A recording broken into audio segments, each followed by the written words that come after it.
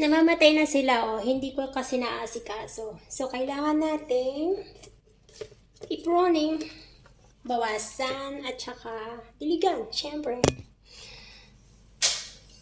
Babawasan ko sila. Ito din, oh, marami na siyang leaves na namamatay. Kaya alisan ko muna.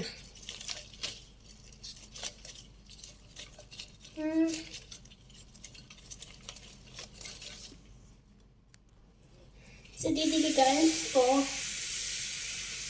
sila. Tapos, ipo-proning.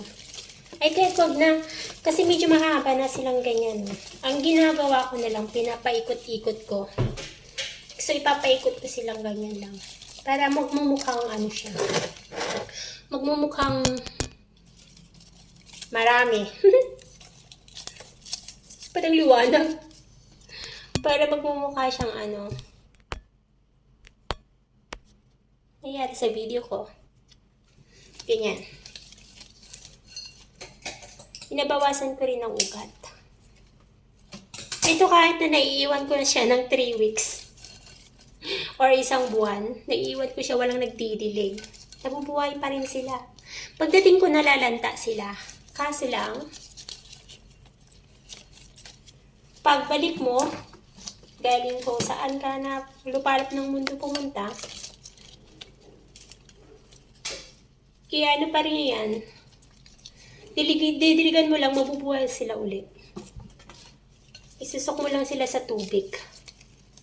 Tapos diligan mo ulit araw-araw, magiging, yung sigla nila dati is babalik. Ganyan. Pinaikot ko lang para marami. Ipoproning ko sana, wag na lang. Tapos dadamihan ko na lang yung tubig. Kasi maiiwan ko na naman siya ng 3 linggo. Magbabakasyon ako ulit. Kawawa sila, lagi ko silang naiiwan. Pero hindi naman nila ako iniiwan. Nalalanta, nagtatampo lang siguro kasi hindi nga matubigan ng 3 linggo. Or isang buwan. Meron pa yung iniwan ko sila ng almost, ng 2, magti 3 months. Nung bumalik ako, akala ko, patay sila. Lantang-lanta talaga. Tapos, sinubukan ko silang isok ng tubig.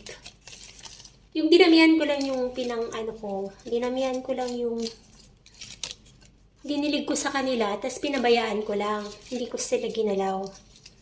Hanggang sa umabot ng 3 araw na medyo lanta-lanta sila. After 3 days, bumalik sila sa ganitong anyo. Ang ganda-ganda na naman nila. Oh, ganyan pa rin. So, kahit na siguro ilang buwan mo sila maiwan, 2 to 3 months, na nandito lang sila sa pot na ganito, hindi sila mamamatay. Malalanta lang sila. Nabubuhay kasi sila sa tubig.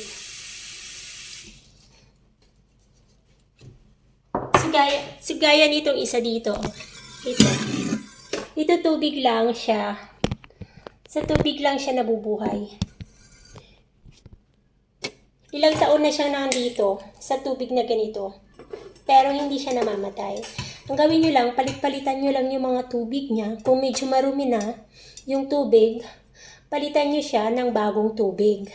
Tapos, yung mga namamatay na roots niya, ialisin ninyo yung mga medyo nangingitim-ngitim na roots. Tapos yung healthy na roots lang niya, yung mga iiwan ninyo. Tapos ibababad mo ulit sa tubig. Hindi sila mamamatay kahit na ilang taon na ganito sa tubig lang sila nabubuhay.